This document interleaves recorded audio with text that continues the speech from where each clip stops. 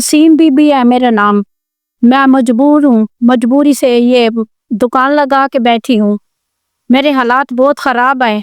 मेरा मियाँ बीमार है, 4-5 साल हो गए ना, गुर्दे वाश होते हैं।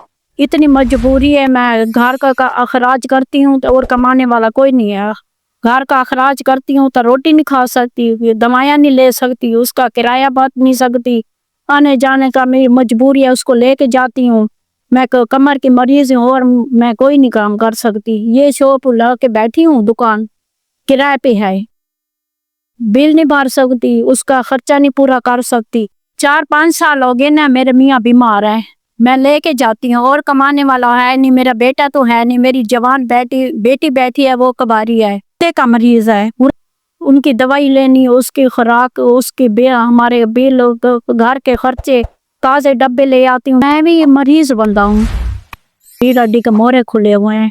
मैं भाई 200, 300, 500 का, इतना 1000 का सामान ले सकती हूँ, ज्यादा नहीं ले सकती। पापड़ वगैरह, ये डब्बे वगैरह थोड़े थोड़े ले आती हूँ, अपना खर्चा मुश्किल से करती हूँ। लोगों को ना बेनजीर के पैसे मिलते हैं, हमको तो कोई नहीं मिले, वो ही नहीं मिल रहे, वो ही नहीं बना, काट ही नहीं बना, कुछ भी नहीं बना। भाग भाग के थक गई हूँ। वो सियासी लोग आते हैं ना, उनका भी मेहनत कर के थक गई हूँ, वो भी नहीं, उन्होंने भी नहीं बनवा के दिया, वो नहीं बने।